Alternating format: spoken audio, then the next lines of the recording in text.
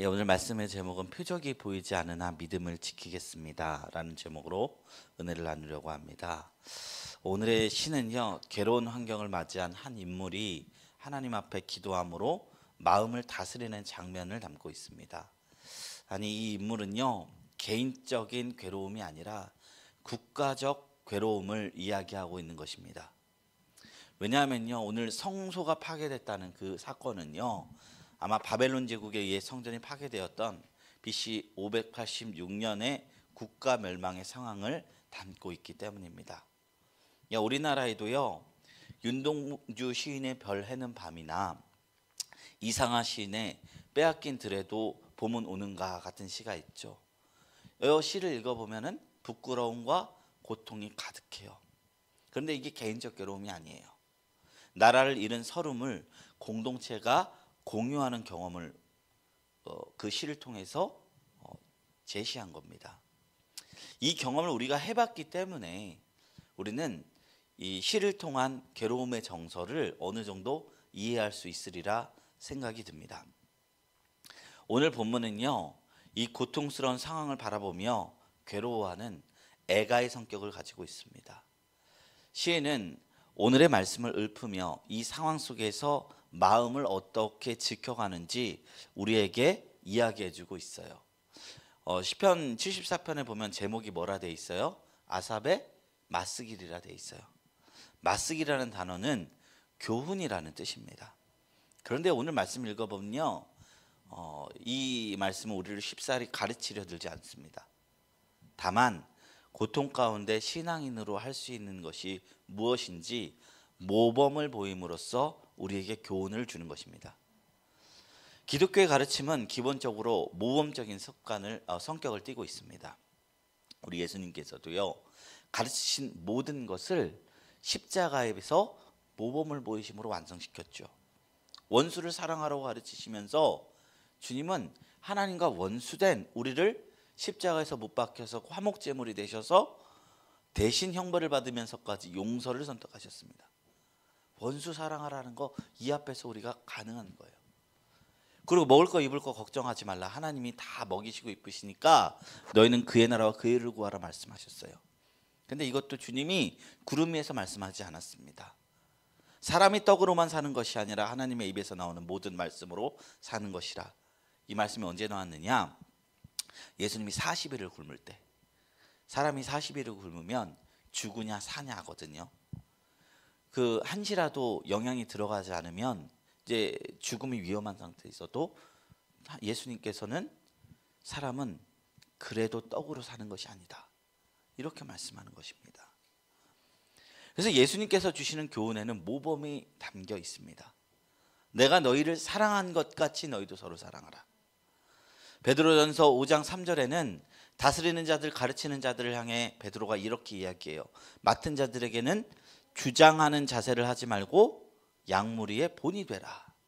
그래서 시편의 맞쓰길도 섣부른 가르침을 우리에게 대하기보다는요, 앞선 세대가 겪은 고통, 하나님 앞에서 인생 살면서 겪었던 고통을 하나님 앞에서 어떻게 다뤄가는가 모범을 보여주는 시라고 볼 수 있습니다. 그럼으로써 우리에게 교훈하고 있는 것입니다. 모범의 힘이 있습니다.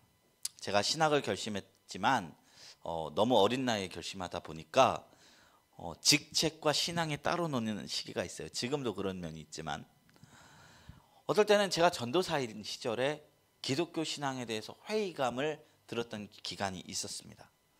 한번 마음에 삐뚤이 오니까요, 어떤 명망 있는 목사님의 말씀도 마음에 깊게 와닿지 않더라고요.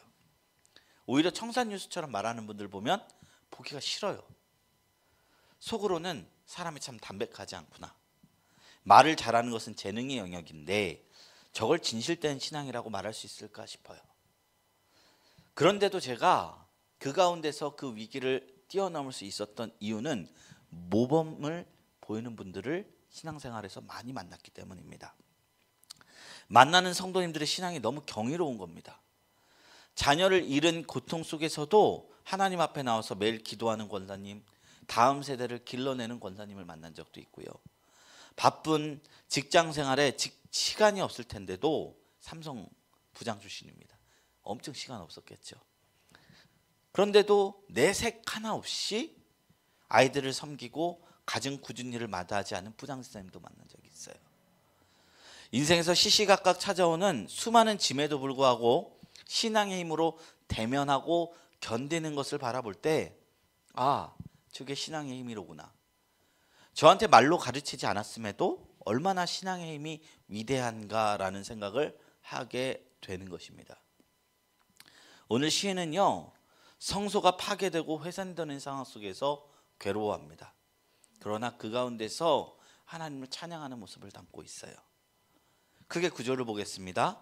그의 구조를 보면요, 전반부는 탄원이에요. 그리고 후반부에는 탄원 속에서 하나님을 바라보는 내용을 담고 있어요. 먼저 1절부터 11절 보면요, 탄원이에요. 탄원. 처음부터 어떤 단어가 나옵니까? 어찌하여 라는 단어가 나오죠. 어찌하여. 이거 how 아니입니다. 어떻게 이렇습니까? 아니라 what의 의미가 있대요. 무엇 때문에 내가 이런 일을 당해야 합니까? 이런 의미예요. 이유를 모르는 애매한 고난이라는 거예요. 원수들이 하나님의 성소와 백성들을 파괴하는 처참한 고난과 모습을 11절까지 묘사하고 있어요. 그 가운데 시인은 당혹스럽고 곤욕스럽습니다. 그것을 가감하지 않고 하나님 앞에 올려드립니다. 그런데 그 중에 시인이 자신의 고통스러운 심정을 올려드린 아주 대표적인 말씀이 저는 9절이라고 생각합니다. 9절 말씀 우리 다 같이 읽어볼까요? 시작. 우리의 표적은 보이지 아니하며 선지자도 더 이상 없으며 이런 일이 얼마나 오랬는지 우리 중에 아는 자도 없나이다. 이 말씀을 읽는데 가슴 깊은 답답함이 느껴지시지 않나요? 저는 개인적으로 사람이 절망하는 이유가 소망이 사라졌기 때문이다라고 생각해요. 얼마 정도 일하면 월급이 온다. 이러면 우리 기쁘겠죠. 월급날 바라보면서 직장 생활을 버틸 수 있겠죠. 그런데 기약 없는 괴로움, 그런 거는 우리를 피를 말리게 한다는 거예요. 우리가 터널을 지날 때요, 터널을 왜 자신 있게 지날 수 있느냐? 끝이 있기 때문이죠. 들어가기 입구에서부터 터널의 길이가 몇 킬로라는 게 적혀져 있어요. 그리고 터널 안은 어둡지 않도록 내부에 불을 켜서 야, 이곳은 영원한 곳이 아니라는 사인이 있습니다. 그런데 시인은요, 표적이 없대요. 표적이 사인이에요. 사인이 없다는 고백을 합니다. 주님의 말씀도 없고 기적과 이사도 없고 이 기간을 통해 하나님은 침묵하고 이 기간을 통해 우리가 망할런지 극복할 수 있을런지 알 수 없다는 겁니다. 지금 자신이 어디쯤 서 있는지, 앞으로 얼마나 더 가야 밖으로 갈 수 있는지, 아니면 아무리 많이 걸어들었더라도 지금 되돌아가야 하는 것인지 keep going, 더 나아가야 하는지, 그것이 시인의 마음을 고통스럽게 하고 있다는 거예요. 우리도 살면서 이런 경험 해보신 적 있죠? 과연 이 고통이 언제 끝이 날런가? 그때 시인이 한 선택은 무엇이었을까요?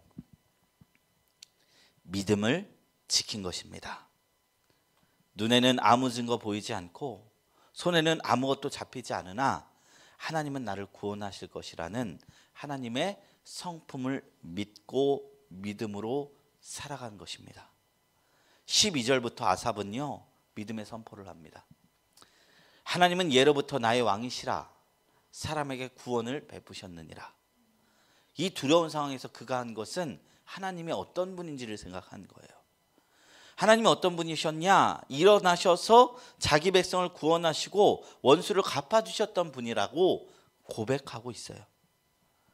그리고요, 나의 왕이란 표현, 예루살렘에 있는 그 왕궁에 있는 저 사람이 나의 왕이 아니라 하나님이 본래 나의 왕이시고 하나님이 주의 백성에게 구원을 베푸신다라고 고백합니다. 상황이 바뀌어서요? 아니요. 생각 덩어리를 바꾼 것입니다. 이 시인이 하나님을 바라보면서 많은 것이 달라지기 시작합니다. 13절부터 15절은요, 하나님의 과거에 하셨던 권능들을 다시 읊조리는 내용이에요. 특별히 이제 애굽에서 자신들의 백성을 구원해 주신 것에 대한 이야기를 떠오르게 하는데요. 능력으로 바다를 나누는 것, 13절에 홍해를 갈라주신 사건, 그 사건을 이야기하고 있죠. 용들의 머리, 리오아단의 머리를 부순 것, 이것은 애굽을 상징해요. 애굽을 물리치신 것을 이야기합니다. 사막에 사는 자에게 음식을 주신 것, 이거는 광야 시절 만나와 메추라기로 먹이신 이야기고요. 늘 흐르던 강들을 마르게 하신 것, 이건 여호수아 때 가나안 땅을 정복할 때 첫 발을 딜 때 요단강이 쫙 마르게 하신 것을 떠오르게 합니다.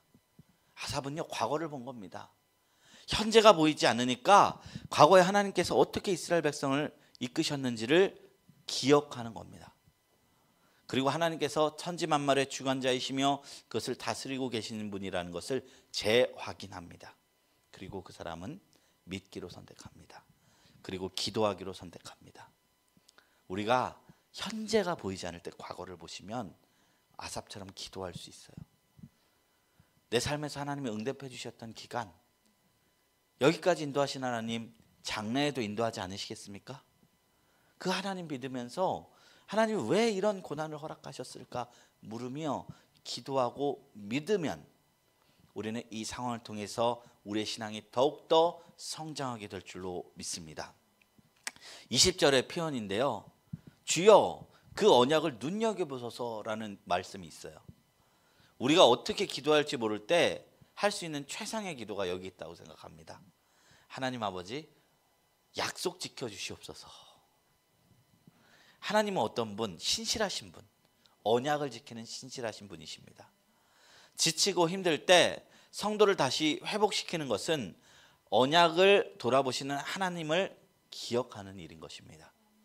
하나님은요, 우리에게 언약을 맺어주셨어요. 그것도 짐승의 피가 아니라 존귀한 독생자이신 예수 그리스도의 피로 우리와 언약을 맺으셨습니다. 우리를 용서하시겠다, 우리를 자녀 삼으시겠다, 우리를 자신의 백성 삼아 주시겠다, 우리를 견인하여 그 나라 가기까지 보호해 주시겠다. 우리가 아무리 신한 환난 속에서도 기억해야 할 것은 이 약속, 언약인 것입니다. 하나님께서 말씀하신 언약을 반드시 기억하시고 지키시는 분이심을 기억하고, 우리는 믿음으로 화답해서 하나님의 경륜을 이루게 되기를 주님의 이름으로 소망합니다. 성경에 이르기를 오직 의인은 믿음으로 살리라고 말씀하였습니다. 이 말씀이 하박국서와 로마서에 나오는데요, 이 하박국서를 로마서가 인용한 거예요. 그러니까 원조는 하박국서인 거예요. 이 말씀이 언제 주어진 말씀이냐? 나라가 멸망할 것이라는 하나님의 예언과 더불어 하나님께서 주신 거예요. 나라는 멸망하겠지만 보라, 오직 의인은 믿음으로 말미암아 살리라. 하나님께서 시험 주실 때는 거저 주지 않습니다. 섭리와 목적이 있습니다. 그것을 다 지나고 나면 우리의 믿음이 훈련된다는 것입니다. 우리가 믿음이 있는지 없는지 증명하는 순간이 오기 전까지는 우리가 하나님 앞에 어떤 고백을 하든 다 입에 머물 뿐이에요. 그런데 하나님이 이런 시험의 때 딱 주실 때요, 보이지 않으실 때요, 그때 우리가 믿음을 선택하면 하나님은 우리의 믿음을 사용하셔서 믿는 자에게 하나님이 어떻게 역사하시는지 우리에게 보여주는 줄로 믿습니다. 믿음 자체의 힘을 넘어서 하나님이 믿는 자에게 역사하시겠다고 언약했기 때문에 믿음에 힘이 있는 것입니다. 그냥 우리가 믿는다 하고 믿어봤자 하나님이 함께 해주지 않으면 그 일은 이루어지지 않아요. 근데 성경은 이야기했어요. 믿는 자에게 함께 하시겠다. 믿는 자에게 하나님께서 구원을 베푸시겠다. 그 언약에 기대어 그 언약에 근거하여 믿음을 가지시고 기도하시면 연약을 지키시는 하나님의 신실하심이 성도의 위로와 힘이 되어줄 줄로 믿습니다. 오늘 말씀을 맺겠습니다. 오늘 말씀을 가지고는 이 시인의 기도가 어떻게 이루어졌는지를 우리가 잘 알 수가 없습니다. 그런데 역사를 통해 바라보면 하나님은 이 시인의 기도를 들어주셨어요. 여전히 하나님께서 유대를 기억하셔서 유다를 정복했던 수많은 제국들을 다 무너졌음에도 유다를 보호하시고 살아남게 하셨습니다. 그의 후손으로 예수님을 보내주셔서 하나님 나라를 세워주셨습니다. 하나님의 선하신 계획과 경륜을 우리가 짧은 이 텀이 아니라 조금 더 긴 호흡으로 바라보셔서 그 신실하심을 맛보아 아는 저와 성도님들이 되시기를 주님의 이름으로 축원합니다. 우리 말씀을 생각하시면서 다 같이 기도하겠습니다.